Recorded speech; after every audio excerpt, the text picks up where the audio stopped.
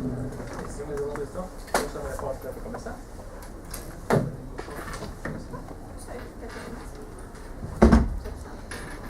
Então, vou passar a palavra então para a professora Catarina, que vai começar expondo o artigo dela.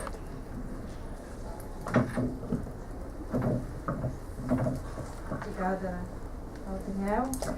Queria rapidamente agradecer ao professor Ronaldo pela oportunidade de publicar esse texto e a todos os meus colegas que dividiram já diversas vezes que vieram antes de nós e, sobretudo, ao professor Rodrigo pela presença na nossa mesa.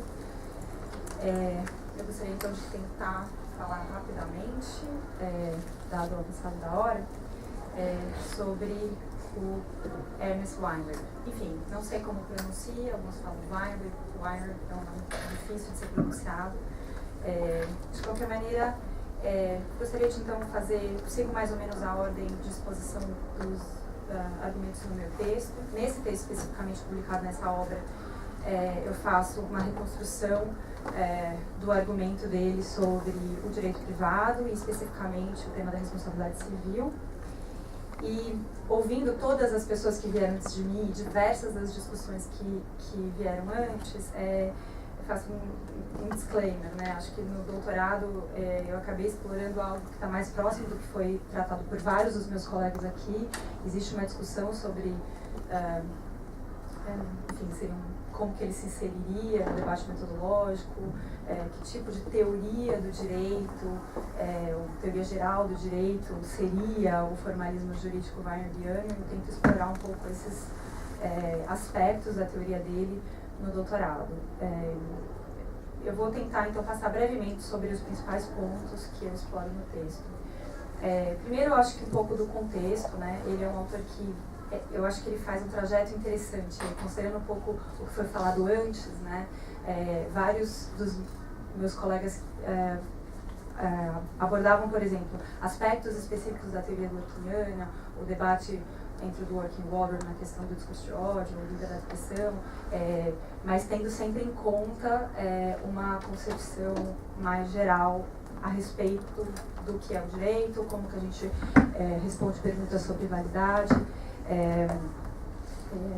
enfim, das regras jurídicas, enfim, que constitui o direito. E o Weinberg faz um caminho totalmente distinto, né? Ele é um autor que começa escrevendo exclusivamente sobre responsabilidade civil e tentando entender qual que é o fundamento da responsabilidade civil. Depois ele vai tratar do direito privado, na sua obra mais importante, The Idea of Private Law, que é de 95. E ele dá dicas, embora, enfim, você dá para tentar fazer uma interpretação de como seria uma teoria geral do direito na concepção dele. Como é que ele integraria, bom, você está falando de direito privado, como é que ele integraria os campos do direito público, se essa divisão é estanque, se não é, enfim, e como que isso funcionaria. E tem uma série de questões e problemas, e eu fiquei pensando que tipo de filósofo ele seria, à luz de várias falas que me antecederam. Então esse é o contexto, né? Ele começa como alguém que está escrevendo sobre responsabilidade civil especificamente, como alguém que está respondendo a uma série de questões e desafios teóricos colocados pela análise econômica do direito, algo que foi citado brevemente por alguém que me antecedeu. E ele propõe o que ele vai chamar de formalismo jurídico. Eu acho que aí é o ponto-chave para tentar entender a teoria dele. É mais controverso, mas importante também. O formalismo jurídico para ele é um método de intelecção do direito, visto como um empreendimento dotado de racionalidade moral imanente. Quem já leu alguma coisa do Weinberg, alguns dos meus colegas já leram, sabem que esse é o ponto fundamental para tentar entender, né? A minha leitura é que o projeto geral dele, ao escrever o The Idea of Private Law, é descrever a normatividade interna do direito privado, a partir de uma relação que ele entende que deve ser, obviamente, coerente entre forma e conteúdo. Então, o tema da coerência é extremamente importante para ele, mas como que ele vai entender essa coerência é o ponto-chave para entender o direito privado. Ele entende que o direito é dotado de uma espécie de uma moralidade interna, mas essa moralidade é separada da esfera do político. Então, para quem acha que existe um proto-dworkiniano aqui, eu acho que não mesmo, né? Acho que ele se afasta bastante do Dworkin e ele se afasta já, talvez, não sei se você fazer alguma pergunta, de uma concepção do direito como integridade. Nesse esforço de descrição da normatividade interna do direito privado, ele vai dizer que a gente deve partir de conteúdos jurídicos concretos. Ele está falando então de partir de relações jurídicas. Ele fala que o elemento básico de análise do formalismo jurídico é a relação jurídica, e que num processo que é classificatório, você vai abstraindo dos elementos que são particulares do caso concreto e tentando organizar o conhecimento jurídico de uma maneira classificatória mesmo, em categorias mais gerais. E ele vai dizer, enfim, eu não mencionei isso antes, mas dentro deste movimento intelectual bastante característico da década de 1980, início dos anos 90, de retomada do Aristóteles e um novo interesse pelo livro Quinto da Ética Nicômaco, ele vai dizer que quando se chega por esse procedimento classificatório, no mais alto grau de generalidade e abstração, não se encontra uma super categoria, um super conceitão que abarcaria e explicaria tudo, uma espécie de movimento de pirâmide, mas sim as duas formas da justiça, que são a justiça corretiva e a justiça distributiva. E aí talvez um possível diálogo ou não com algo que é importante e caro para os textos da Maria Paula, que eu sei, é que ele vai explicar que o direito privado e, consequentemente, então, a responsabilidade civil e os contratos tornam-se ou devem ser empreendimentos, ou tornam-se empreendimentos inteligíveis e coerentes internamente, na medida em que as relações jurídicas concretas são coerentes com a forma da justiça corretiva e a normatividade que ele entende que advém de uma concepção de direitos e deveres kantiano. Então, enfim, tem uma série de outros argumentos, a maneira como ele parte da responsabilidade civil vai para o direito privado como um todo e volta, tem uma série de sutilezas. Uma das mais óbvias, talvez, para quem conhece um pouco a literatura de responsabilidade civil, é que a ideia de justiça corretiva parece casar muito com a nossa compreensão dogmática de que é uma relação imediata entre duas partes, que deve haver um equilíbrio, que o dano é algo que fere esse equilíbrio e que, portanto, o juiz atua para restaurar o status quo ante. Todas essas características que eu chamaria do caso central da responsabilidade civil, é o que ele trabalha para dizer que, bom, existe então uma relação coerente entre forma e conteúdo, diversas relações jurídicas concretas, e a forma da justiça corretiva que dá a explicação para essa coerência interna, para essa racionalidade que explica a normatividade interna do direito privado. Mas aí, enfim, especificamente isso para a responsabilidade civil parece ser um argumento mais fácil de compreender. Embora ele vá fazer esse argumento também, ele vai usar a mesma explicação, o mesmo padrão para explicar também contratos e também o que se chamaria de unjust enrichment, né, enriquecimento sem causa.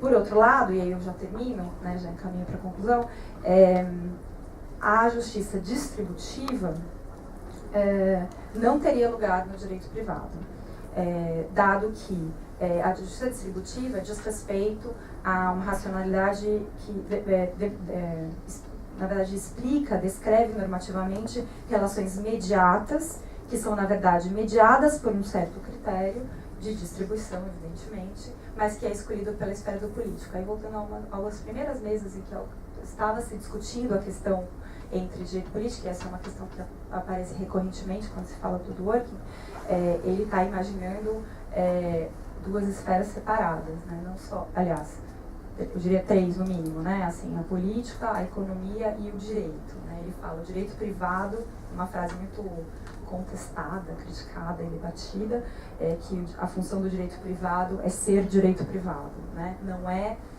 distribuir recursos, não é gerar eficiência, não é distribuir prejuízos e, portanto, por exemplo, aí entrando em questões dogmáticas, né, doutrinas específicas que tenham função distributiva claramente seriam um erro conceitual, um erro jurídico, como ele fala. Quer dizer, quem fala isso é um crítico, mas a gente poderia dizer que é um erro conceitual.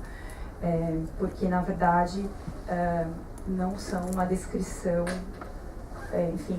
não são uma descrição coerente da normatividade interna do direito privado. E acho que as doutrinas que são comuns no common law, que acho que quem conhece um pouquinho de torts, né, conhece como law spreading ou a ideia do deep pocket, seriam, então, atenderiam a funções de distribuição de prejuízos ou qualquer tipo de função como maximização de riqueza ou aumento da eficiência econômica, para voltar ao primeiro ponto, né, como a resposta à análise econômica do direito, seriam, na verdade, erros jurídicos. Enfim, eu deixo os eventuais problemas dessa concepção para eventuais perguntas. Agradeço.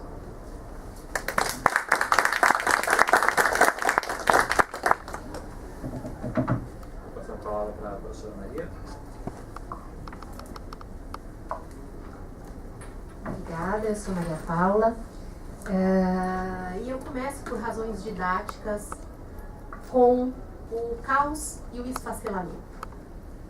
Compartilho uma situação rotineira. De cada 2 apartamentos vendidos no Brasil hoje, um é devolvido às incorporadoras. Por várias razões, o montante de devolução desses contratos pode variar de 20% a 80%. Os 4 grandes bancos concentram em recuperação de garantias imobiliárias 10 bilhões. A Cyrela, que é a maior incorporadora brasileira, tem cerca de 4 bilhões. Hoje, o mercado imobiliário se orienta com preços de 2009. E, desde a semana passada, tem-se notícias de uma medida provisória que faz com que os devedores de crédito imobiliário sejam responsáveis para além do valor dado do bem em garantia. Ou seja, se um apartamento foi comprado por 200, mas hoje vale por 150, mesmo que ele se perca no processo de garantia, aquele que assinou o contrato continua responsável pelos originais 200. Esses são alguns exemplos do caos e do esfacelamento em contratos. Eu também posso fornecer alguns exemplos de caos e esfacelamento em propriedade. De uma lógica de propriedade plena, com direitos de uso, gozo, fruição, disposição, a uma lógica de compartilhamento desses direitos com a ocasião de uso capião, a criação do direito de laje, ou mesmo a uso capião coletiva urbana. Por que eu começo do esfacelamento e do caos? Para falar de algum momento em que houve ordem e encaminhamento, de algum momento em que a expectativa é que houvesse um critério de imputação racional, razoável e compartilhado, que dizia, no direito privado, o que poderia ser uma decisão que orientasse as pessoas e, mais que isso, orientasse ordenamentos jurídicos que, por uma grande força inercial, ou, eis o argumento do autor que eu discuto no nosso livro, e também no livro individual, que é a tese do meu doutorado, também lançado nessa ocasião. Um sentido imanente de distribuição e de alocação de recursos que faz sentido a todos, que faz sentido ao direito romano, que faz sentido ao direito brasileiro e ao novo Código Civil de 15 anos, e que recentemente passa a fazer sentido no Código Civil chinês.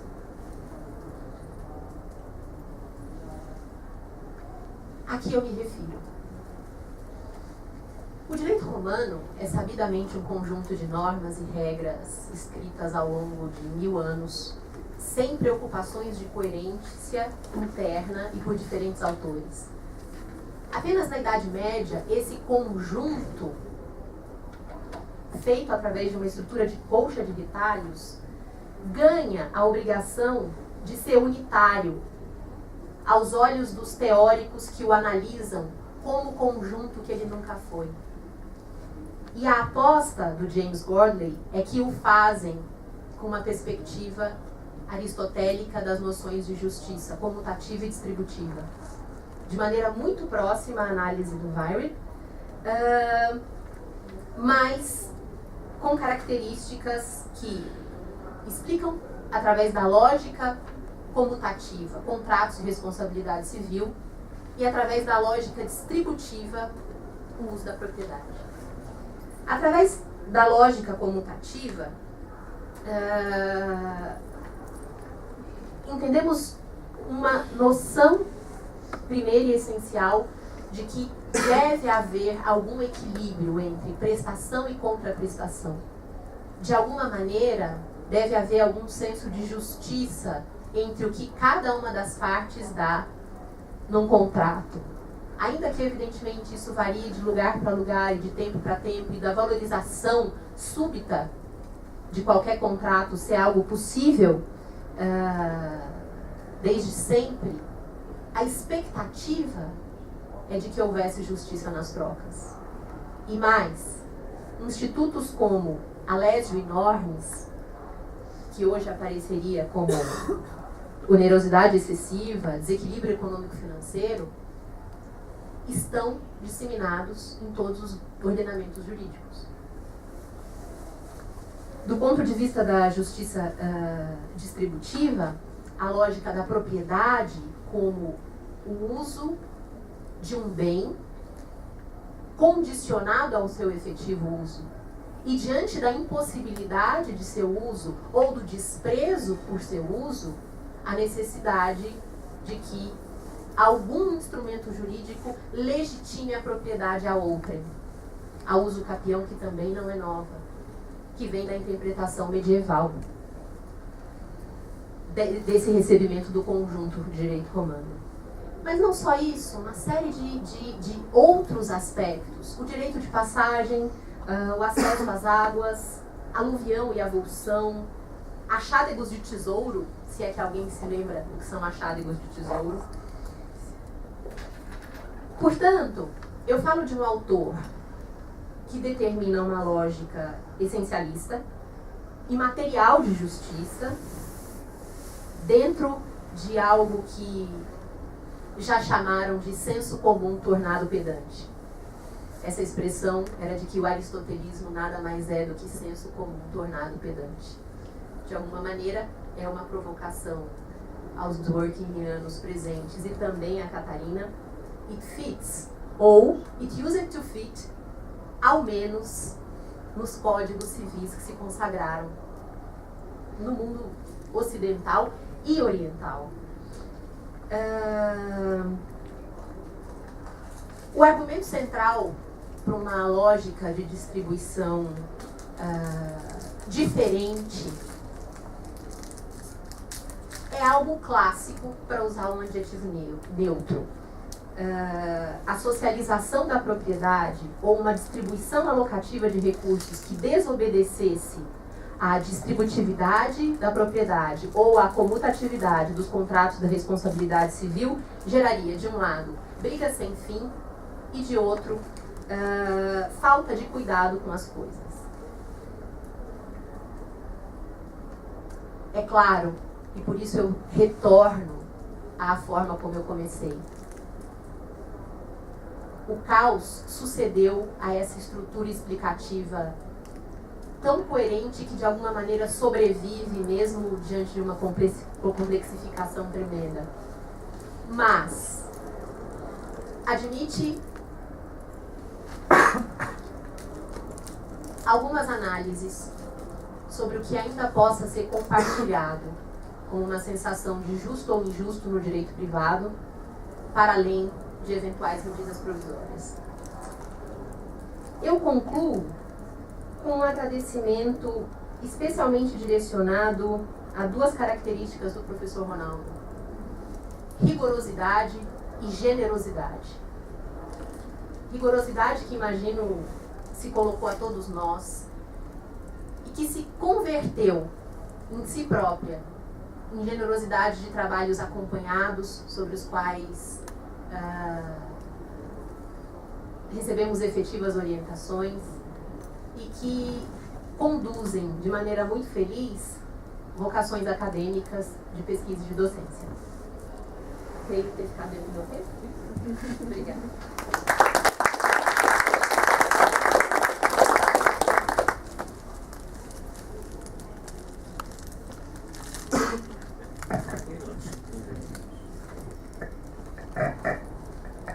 Bom, em primeiro lugar, boa noite a todos. Vejo algumas caras conhecidas, outras não tanto, então, muito prazer. Agradeço o Ronaldo pelo convite, a organização, aos amigos que eu vejo aqui também, por ter me dado a oportunidade de retomar um contato em que, de uma certa forma há muito tempo já está escondido, afastado de mim, né? Ou seja, apesar de ter tido algum tipo de contato mais consistente, mais insistente mais do meu lado do que da própria matéria, teoria do direito é um tema que é caro, mas é um tema que hoje em dia não seja tão próximo quanto os meus colegas aqui. Então talvez seja até por isso que eu vou tentar dar uma contribuição e aqui uma reflexão, convidar a reflexão, a partir de talvez uma perspectiva mais dogmática do que propriamente teórica. Porque eu vou ficar mais confortável. 2, porque eu tive a fortuna de ler dois trabalhos realmente muito bem feitos, magníficos, sobre dois autores que eu não conhecia. Ou melhor, o Gorley talvez eu conhecesse. Eu conheci quando eu fui fazer algum tipo de pesquisa histórica sobre o conceito de contrato, e o Gorley acaba sendo um autor que realmente surge. O de pronúncia ainda não identificada, o Weinreib, foi para mim realmente uma surpresa. O que eu vejo, talvez de ponto de contato dos dois textos, ou dos dois autores, por assim dizer, seria a ancoragem nas suas concepções teóricas no aristotelismo, né? Ou seja, os dois se voltam a isso. Isso me surgiu, e no direito privado, o que me fez lembrar uma grande discussão sobre o quanto Aristóteles realmente influenciou o direito privado e fundamentalmente o direito romano. As discussões aí são longas, né? Talvez um dos que para mim foram muito significativos de mostrar a influência que tinha nos romanos foi o Cohen, né? o Helmut Cohen, em que mostra várias das organizações, principalmente as organizações do digesto, a divisão em 4 contratos, teria uma origem aristotélica, a própria summa divisio das obrigações ex lege, ex voluntas, seria de origem aristotélica. Em matéria de contrato, talvez seja difícil às vezes é difícil a gente perceber o quanto isso nos condiciona até hoje. Sinalagma é uma herança aristotélica. Os contratos atípicos, eles foram formados no direito romano a partir de uma concepção aristotélica, ou seja, porque eu dava algo que eu poderia receber algo, do tese, todas aquelas formas parcelares de contratos inominados. Então, isso, de uma certa forma, me colocou a pensar nos dois textos, que os dois autores utilizam isso, pelo menos na bela exposição das autoras sobre os autores, elas colocam que a identidade que talvez tenha entre os dois é exatamente colocar nessas categorias aristotélicas a imanência do direito, né? Ou seja, eu consigo, até mais no Weinreib do que no Gorley, promover atos de correção do direito a partir das concepções de justiça e compatibilização das concepções jurídicas com as concepções esotéricas de justiça. Eu fiquei me perguntando se isso, na verdade, não é mais uma explicação, talvez imanente por conta de uma construção histórica. Ou seja, por que os romanos se voltaram a Aristóteles para organizar o seu direito, se é que essa tese é verdadeira, mas me parece que é. E depois os glosadores foram aos textos romanos, e depois os textos dos glosadores foram se expandindo pela Europa, nós ficamos com uma concepção que tornou-se imanente, né?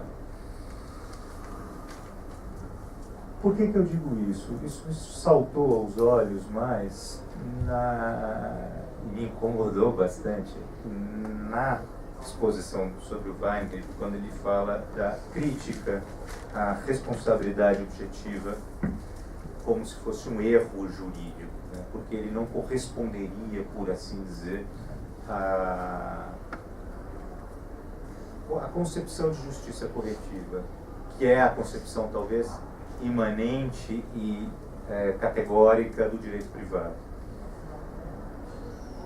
Me incomodou porque talvez não seja a proposta do autor, mas talvez, ao afirmar essa possibilidade corretiva como um quid próprio jurídico de cunho aristotélico, ele não me parece, e é isso que eu gostaria de ouvir, Catarina, não me parece dar uma explicação para a evolução do direito. Ou seja, a responsabilidade objetiva, quando alguns autores falam, começa a surgir porque ele constrói um mundo que nós não tínhamos antes. Ou seja, a ideia do risco depois da Revolução Industrial faz, talvez até por razões de justiça distributiva. Mas isso talvez é muito mais uma lembrança minha do que propriamente essa justificação. Mas eu acho que falar que é justiça, por exemplo, no exemplo da responsabilidade objetiva, que é um erro, eu consigo entender o argumento do autor, ou seja, eu tenho um conteúdo imanente pelo qual eu posso avaliar as construções jurídicas, e talvez seja bom isso. A minha questão é, bom, então como é que eu explico a evolução do direito? Como é que eu explico que um erro persista em vários ordenamentos jurídicos? Então talvez seja essa uma primeira provocação, lembrando talvez uma citação do professor Ronaldo no texto dele, ou seja, pouca filosofia do direito afasta da prática muita volta. Então seria essa a minha tentativa, ou seja, trazer um pouco de volta, porque eu acho que esses autores teriam muito a dar de contribuição da crítica da efetiva prática dogmática. Esse é um primeiro comentário, talvez mais voltado à questão dogmática no Weinberg. No texto da Maria Paula, gostaria de ressaltar mais uma vez a qualidade dos dois textos. Eu consegui compreender a essência, pelo imagino, dos autores a partir só desses textos.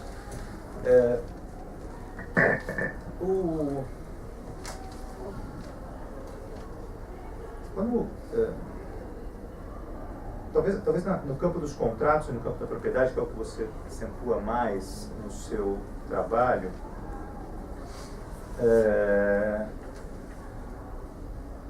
mais no contrato do que na propriedade. A propriedade eu queria talvez trazer um outro exemplo, mas no campo do contrato, acho que, até por uma perspectiva teórica que as duas colocam como ponto hegemônico hoje, que vem sendo como uma crítica à análise econômica do direito,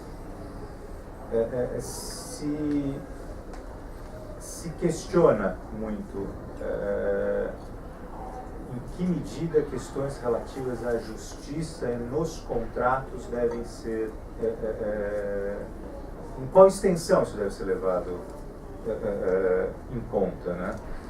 Evidentemente que isso aqui, quando a gente faz esse tipo de colocação sobre a justiça nos contratos, talvez a gente tenha que fazer alguma ponderação, né? Uma ponderação de que tipo de contrato nós estamos falando, até para fazer justiça à própria questão.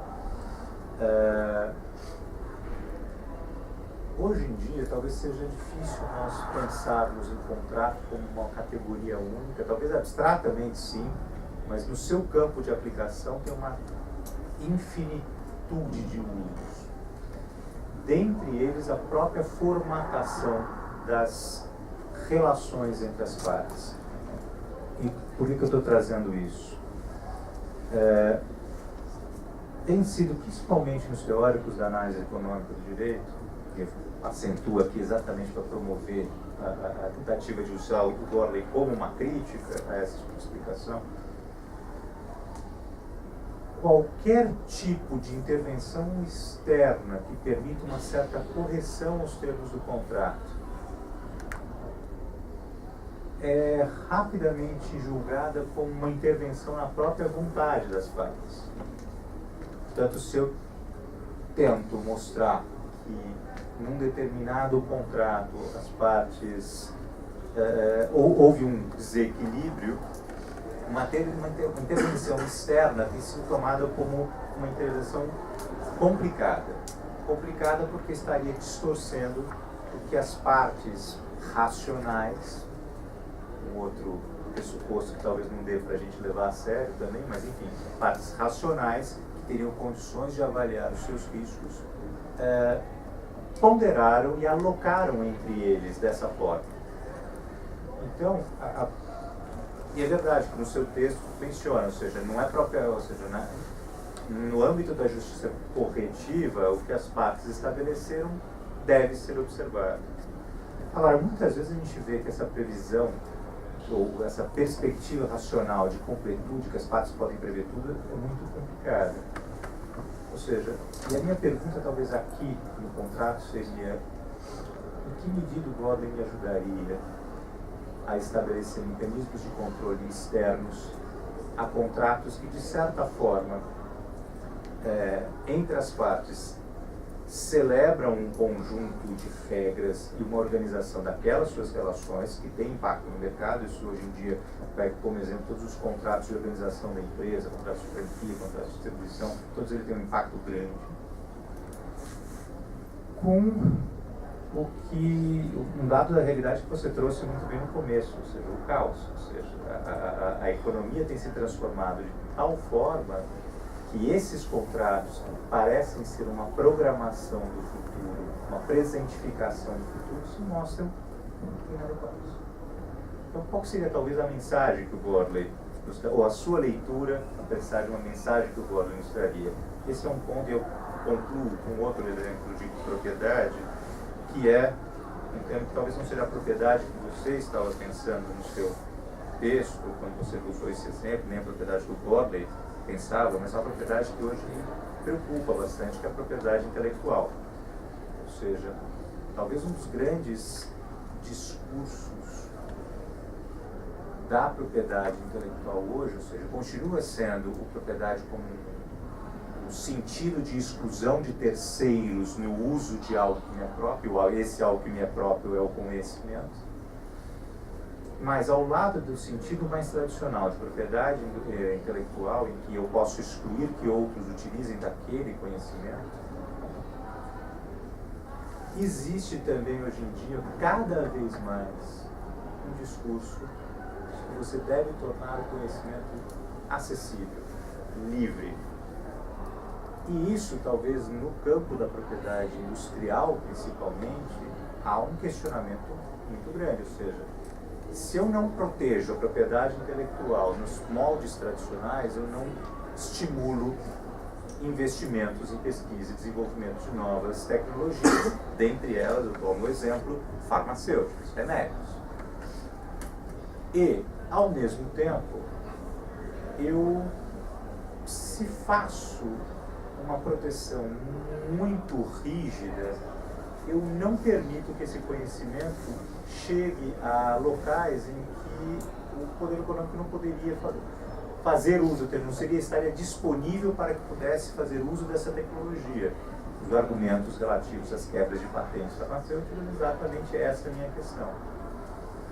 Então eu pergunto, como compatibilizar, ou se é que há uma forma de compatibilizar a partir da leitura aristotélica que os dois autores trazem, que aqui me parece que há de fato um ponto de curto-circuito entre justiça corretiva e justiça distributiva, ou seja, o meu conhecimento, quando está próprio para proteger o investimento do laboratório, talvez compra um papel. Agora, ele não me permite uma alocação, para utilizar o texto, o título, uma alocação mais inteligente dos recursos. Então seriam essas talvez as minhas provocações. Eu certamente passei o meu tempo. Exatamente. Então o cronômetro está ótimo. Obrigado.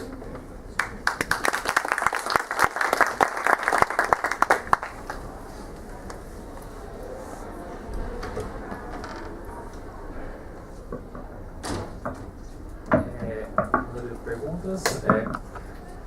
Quem você já perguntou? Não tem mais pergunta? Yuri, né? Isso. Yuri, depois Caio, depois... Vou tentar ser bem breve. A minha pergunta é para a Catarina. Eu queria entender uma coisa, né? Eu queria ver, na verdade, como você enxerga no Wine, o que me parece ser uma petrificação dos critérios de justificação e fundamentação da responsabilidade civil. Na época que eu li, não li vários textos do Wine, mas aquele texto que você apresentou para a gente na época do PET, me trouxe uma série de desconfortos relacionados a uma espécie de essencialização que ele coloca para se justificar por que eu atribuo responsabilidade civil a um determinado sujeito. Quando ele, a partir daquela pirâmide, ele chega a duas formas de justiça e diz, bom, a responsabilidade civil ela funciona a partir do modelo de responsabilidade corretiva, não distributiva. Daí, me parece que acontece dois problemas. De certa forma, ele torna meio ahistórico o modo de justificação, porque ele me parece que enxerga a fundamentação da responsabilidade civil a partir de um critério de justiça universal, um dos dois tipos. E a partir disso me surge a pergunta sobre se, então, ele não consegue conceber alterações ao longo da história de planos de justificação para a responsabilidade civil. Tentando dar um exemplo para ficar um pouco mais claro do que eu quero dizer. Um penalista, eu acredito que se ele for no debate entre retributivismo e preventivismo, sustentar que a posição dele é de retribuição, ou seja, que o direito penal serve para retribuir um mal feito e não para prevenir maus futuros, eu acredito que ele vai sustentar isso de maneira razoavelmente ahistórica, vai dizer que todos os movimentos do direito penal que procuram sustentar adiantamentos no espectro de tutela para prevenir danos futuros, eles são meio que patologias do direito penal, uma vez que o direito penal não serviria para aquilo, ele serviria para punir atos passados. Só que eu acredito que esse tipo de visão ahistórica, de dizer, olha, qualquer alteração de fundamentação lá é patológica, no direito penal faz um pouco mais sentido para mim, porque a gente está tratando de um valor ali relacionado à liberdade de locomoção, que não está necessariamente inserido em jogos de trocas econômicas, por exemplo, e que pode fazer mais sentido do que no caso de responsabilidade civil, em que existem externalidades relacionadas à imputação de responsabilidade. Então, quando eu estou falando da liberdade do sujeito, me parece que é mais fácil sustentar sempre uma patologia, uma concepção alterada de justificação que diga, olha, no passado serviu para punir o mal, mas no momento, aqui no futuro, a gente está cheio de risco por aí e tudo mais, então, na verdade, o que no fundo está em jogo é a liberdade do sujeito. A liberdade do sujeito, para ser colocado num contexto de externalidades justificadoras de seu encarceramento, acho que é um pouco mais difícil de sustentar. Agora, quando a gente parte de um modelo razoavelmente histórico que sustenta que a responsabilidade civil serve para retribuir ou recuperar o dano causado, parece que a gente cai num problema que e se o sistema econômico, por exemplo, de trocas, se alterou de tal modo em que faz sentido uma responsabilidade civil punitiva, né, como algumas pessoas sustentam. Como que o Wine vê isso? Principalmente, se você também vê dessa forma, assim, do jeito que cai ali num modelo essencializado de responsabilidade civil que acaba não conseguindo processar alterações de justificação que eventualmente são legítimas.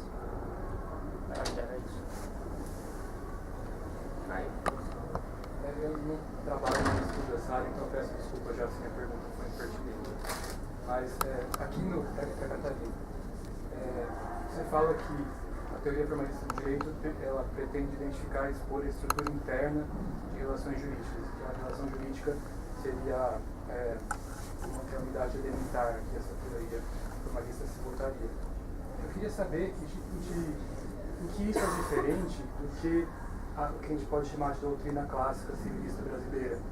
Porque, assim, por exemplo, sei lá, quando a gente vê o Ponce de Miranda, que estava com aquele esforço de falar o que é pretensão, o que é objeção, o que é imunidade, o que é sujeição, aí quer falar o que é direito subjetivo, aí quer falar que outras posições estão se relacionando, quer descrever essa estrutura da relação jurídica, e depois ver o que vem depois, né, sei lá, ver o Marcos de Mello hoje, ou o que o Juquet escrevia.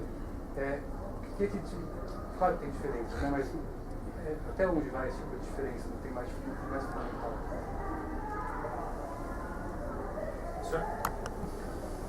A minha pergunta para cada uma das painelistas tem um mote comum, né? Que é o seguinte: de alguma forma, tanto o Warwick quanto o Gordley, na medida em que identificam, e a fala de vocês, ou seja, o Warwick na negação, ou seja, das aberrações do direito da responsabilidade civil contemporânea, da responsabilidade civil objetiva como uma irracionalidade, e o mote mesmo da Maria Paula como caos, ou seja, como algo que está fora de uma medida de racionalidade, ou caos ou barbárie, ou seja, a barbárie do mundo jurídico,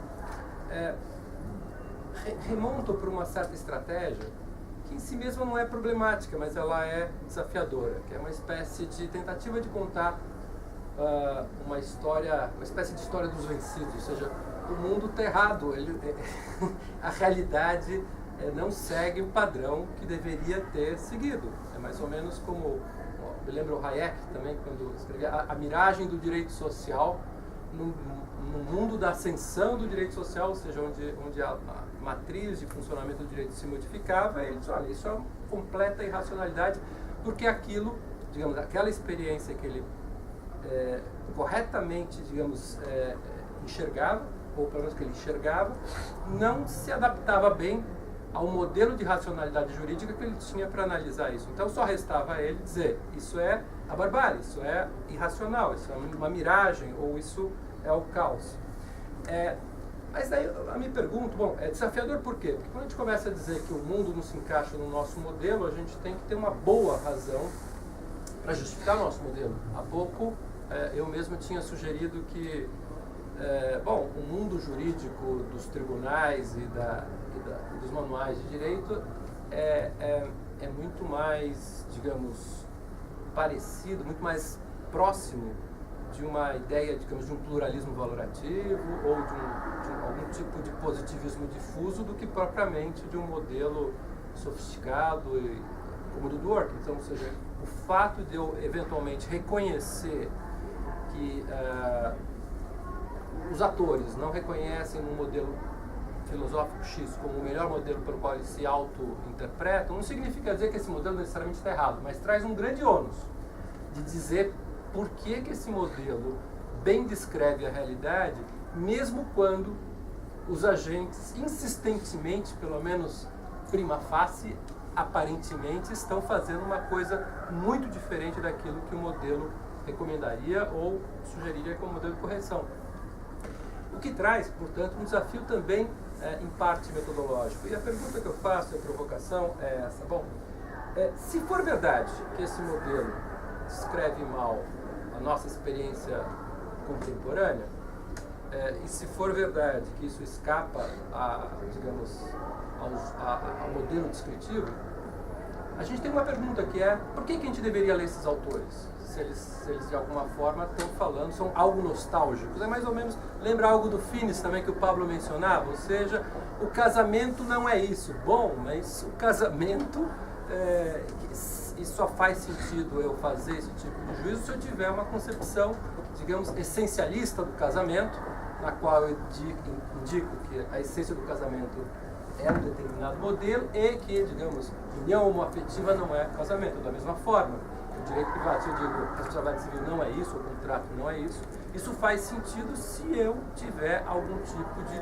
construção de qual é a essência do contrato, qual é a essência da responsabilidade civil, e dizer que o mundo contemporâneo se distancia. A barbárie está nisso, está se perdendo a essência das categorias jurídicas.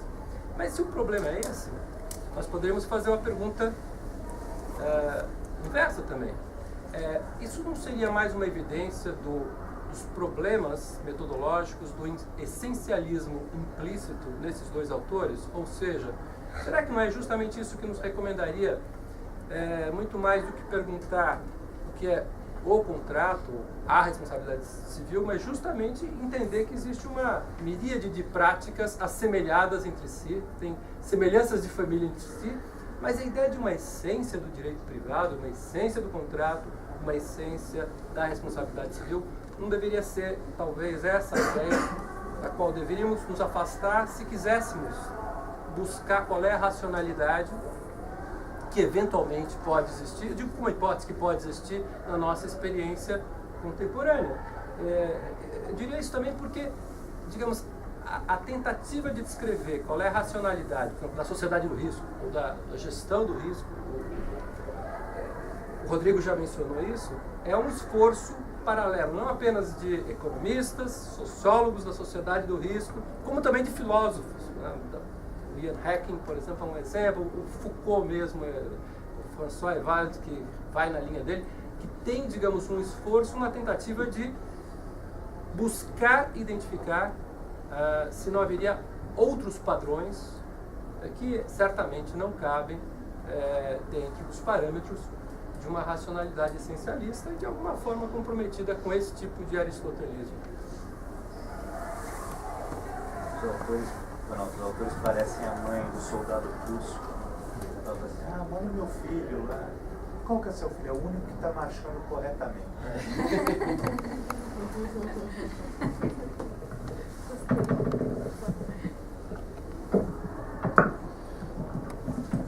Obrigada pelas provocações.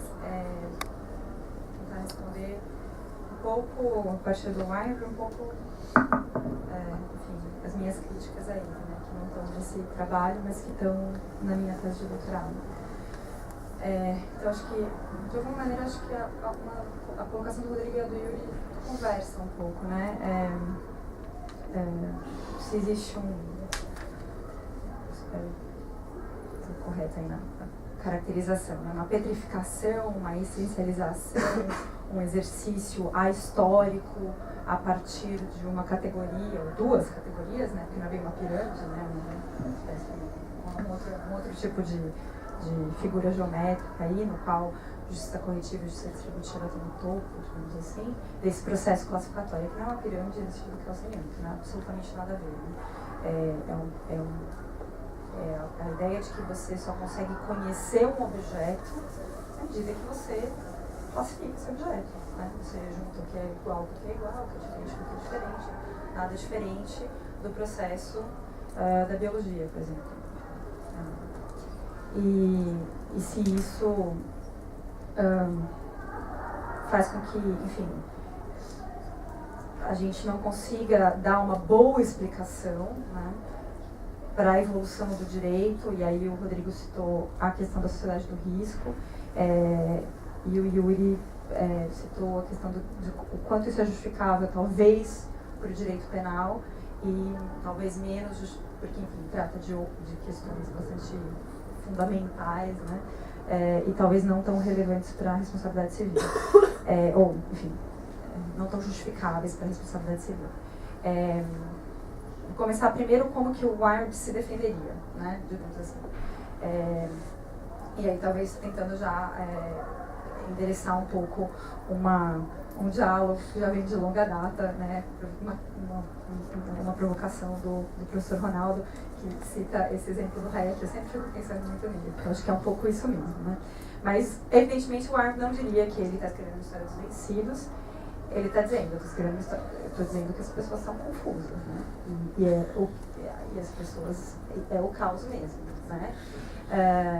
Mas ele tem um bom argumento para dizer por que essas categorias nos ajudam. E no início do The Idea of Private Law, ele faz um esforço bastante grande de dizer ao contrário do que talvez nos pareça, que os agentes que atuam na prática do direito, aqueles que estão imersos na prática, como os juízes, os advogados, talvez eles não tivessem conhecido o direito brasileiro, mas enfim, de qualquer maneira, entendem o direito como um esforço de coerência, né, coerentista, né?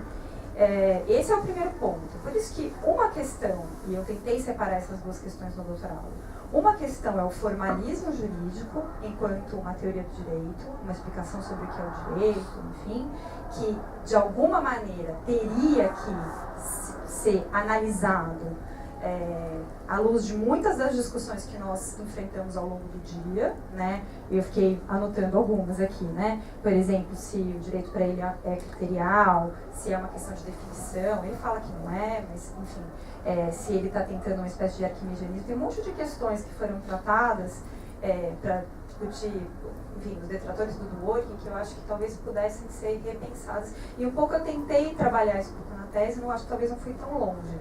E qual é a dificuldade fundamental de sair de um campo específico do direito, no qual talvez de uma maneira mais restrita aquela proposição teórica faça algum sentido, e caminhar, extrapolar isso para uma concepção de direito, ou enfim, quais seriam os problemas disso.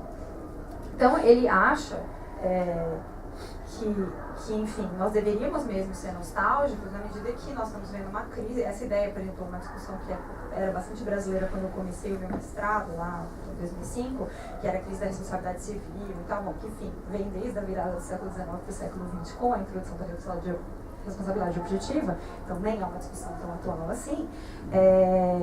Ele vai dizer, é verdade, as pessoas estão vendo crise porque elas não entenderam, elas não perceberam, elas não compreenderam que quando você mistura duas formas que na verdade são incompatíveis, você cria um monte de erros jurídicos, um monte de tautologias, teratologias, desculpa. E ele usa essa expressão, teratologia, ele é bem gráfico, assim, a maneira como ele caracteriza. Então, como que ele está tentando justificar a posição dele? Ele está dizendo, bom, os agentes que atuam na prática jurídica, os agentes que estão imersos na prática do direito, entendem o direito como uma teoria coerentista, quer dizer, veem o direito como um esforço de coerência. E aí uma outra questão é, se aquilo que ele coloca como a descrição da normatividade, seja justiça corretiva e o uso que ele faz do Kant, que é problemático em si mesmo, é uma boa, enfim, é uma boa maneira de fazer essa descrição dessa tendência à coerência. Como é que eu vejo, né? Eu acho que ele se coloca, eu acho que sim, ele tem mil problemas. Meu doutorado é para apontar os problemas. E eu não compro o argumento dele. Eu acho que ele talvez explique alguns casos da responsabilidade. O que se perde, o que se ganha com ele, né? Por que vale a pena estudá-lo? Eu acho que ele está apontando para um problema relevante dentro da discussão de direito privado, que é essa questão de crise, de caos, de erros, de teratologias, ou talvez uma incapacidade de entender o que está acontecendo, quais são os... talvez as perguntas mudaram, aí o direito privado talvez... do ponto de vista da dogmática, certamente está tentando caminhar, mas talvez esse diagnóstico de crise aponte para isso. Então, o que a gente ganha? Talvez a gente jogue luz sobre uma parte do fenômeno. E talvez esse argumento coerentista, de que o direito é uma prática que tem de coerência, não deva ser jogado fora de plano. O que a gente perde? E ele diz que ele não é essencialista, mas eu acho que ele é. Eu acho que sim. E ele não é satisfatório, eu acho, que a explicação que ele dá. Seja para a responsabilidade civil, ele não fala em risco muito. Ele fala um pouco quando ele está analisando alguns leading cases americanos, no qual ele tenta dizer que a responsabilidade, a justiça coletiva e o argumento lá que ele faz dos direitos e deveres kantianos, da consideração das pessoas como pessoas morais, etc. e tal, explica aqueles casos. Mas eu acho que, para mim, era chocante também, porque eu li o Evaldi antes de começar a ler, e li, enfim, outros textos sobre sociedade do risco e tal, e me parecia chocante que ele que ele tem esse ponto cego, né? Ele não fala muito sobre isso. Então, talvez, mas aí, enfim, eu acho que é um projeto interessante. A gente estava o tempo todo discutindo bastante o working e tal. Em alguns momentos, alguns papers de alguns colegas discutiam questões concretas ou, enfim, temas mais restritos, como, por exemplo, o tema da liberdade de expressão, que foi muito falado aqui. Aqui é um movimento contrário, uma tentativa de fazer uma explicação de uma área tradicionalmente, né, muito tradicional do direito. Ele discute doutrina como, enfim, está um pouquinho abaixo do que ele está tentando fazer, mas tem uma total relação, porque na verdade a construção dos conceitos dogmáticos, que a gente chamaria de doutrina, uma boa dogmática, tem uma relação coerente com as normas da justiça. Isso para ele não é um problema, é uma questão de grau de generalidade. E ele está totalmente, em vários momentos do texto ele fala exatamente isso. Ele fala da relação jurídica, para o que a gente chamaria de conceitos doutrinários, das formas. Isso para ele não é um problema. Mas talvez a gente precisasse discutir, enfim, não sei se precisa, mas para entendê-lo e para apontar os eventuais problemas também, é interessante pensá-lo como uma teoria que está tentando.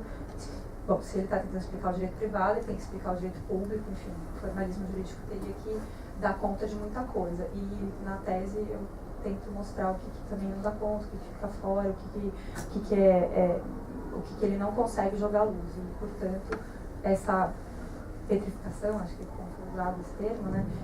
Eu acho que ele não dá conta de uma série de coisas. E uma coisa que não foi mencionada, mas estava na fala do professor Ronaldo em relação ao texto do Carl Sunstein, né? Tem uma crítica a ele, que eu acho que é uma crítica interessante, acho que o Alberto faz um pouco também, em algum momento eu escutei você falar isso, talvez no seu doutorado, não sei, que ele faz meio, ele é pick and choose, assim, né? Ele tem um pouco essa coisa de passar na gôndola e pegar um pouquinho de Aristóteles, um pouquinho de Kant e tal, e sempre eu achei isso muito curioso. E ele falava assim, ele não tem isso escrito, mas ele falou uma vez, ele falou assim, não, mas isso não é nenhum problema. Se eu estou tentando descrever uma coisa e algum filósofo descreveu isso bem, qual é o problema de eu usar? Né? Não tem problema nenhum. Eu achei isso bastante curioso, por exemplo. Mas enfim, acho que teria alguém que quer ser bastante rigoroso, né? Internamente muito rigoroso. Então, enfim, eu não sou necessariamente uma devota muito pelo contrário, sou uma crítica. Mas eu acho que o que me interessava um pouco no meu doutorado, eu tentei enfatizar isso, é a dificuldade de fazer esse movimento, né, entre uma tentativa de organização, de compreensão da racionalidade interna de uma área específica e passar para um nível maior de generalidade, um pouco o contrário do que alguns outros colegas fizeram ao falar de temas específicos dentro de um autor que se propõe a fazer uma descrição do direito. Né? Então, enfim, acho que, não sei se foi clara, mas acho que mais ou menos um pouco essa a ideia.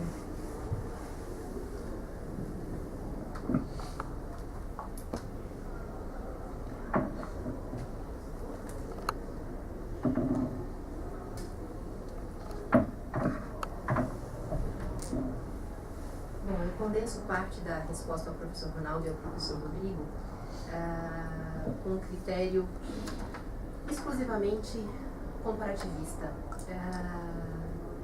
Se Gordley não explica a realidade e se nós encontramos um sistema que não se justifica de nenhuma maneira com a coerência do sistema de justiça aristotélico, a resposta que ele vai dar é: ainda que insuficiente, tem gente que faz pior.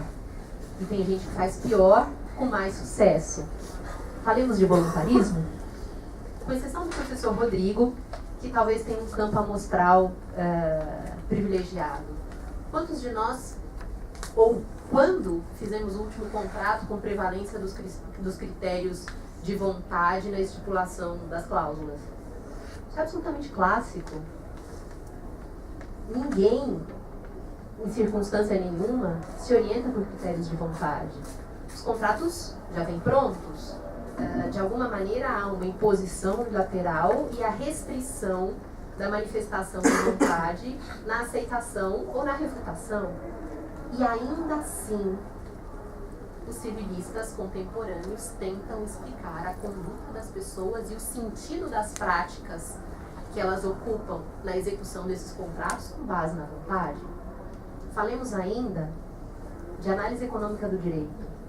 Em que medida a busca da eficiência é um critério melhor do que um critério de justiça?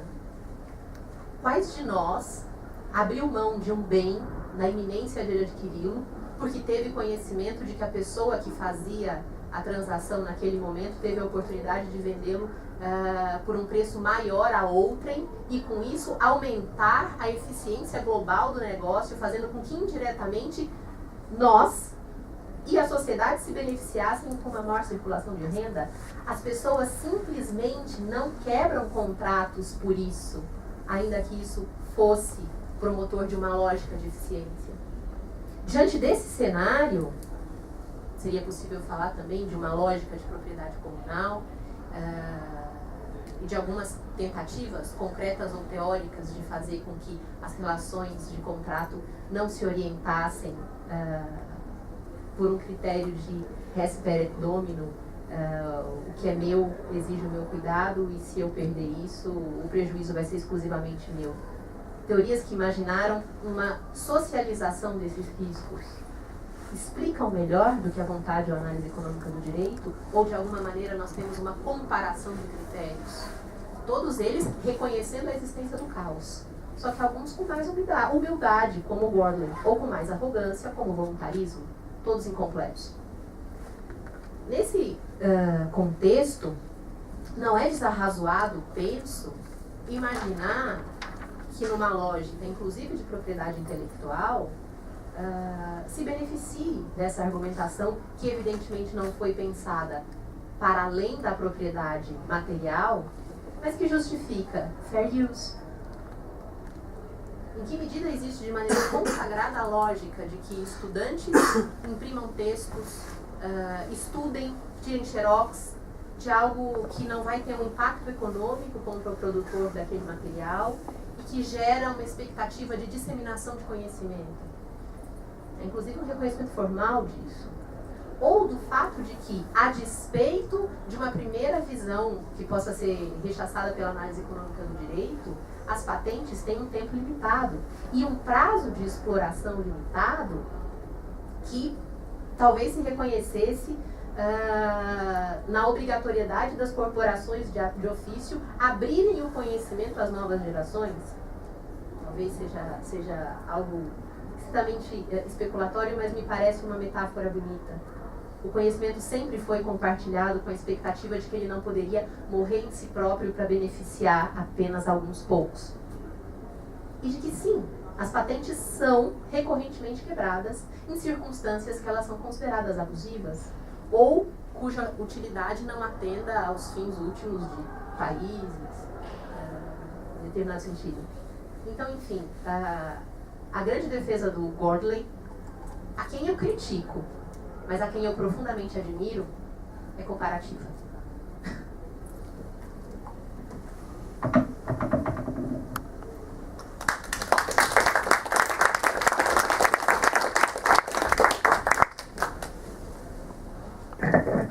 Eu só queria fazer umas palavras finais de profundo agradecimento para todos aqueles que participaram, que aqui vieram. Não sei se eu fico mais feliz por aqueles que vieram no esforço, ficaram parcialmente, aqueles que heroicamente ficaram o dia todo. E se ficaram também é porque valeu a pena, e porque eu acho que o formato e a diversidade e a seriedade das discussões justificou que passássemos bem por essa maratona. Eu acho que isso foi um motivo de orgulho para todos nós. Agradeço mais uma vez Clarice, Daniel, pela organização mais direta, e agradeço todos que de alguma forma colaboraram. Essa ideia de um trabalho coletivo é o que é mais gratificante disso tudo. E por fim, convido a todos, vamos ter agora o lançamento do livro, então aqueles que ainda não tiveram a oportunidade de ler todos os textos, agora poderão ter a concretude do livro em mãos para saborear as abstrações que lá estão. Agradeço a todos. Obrigado.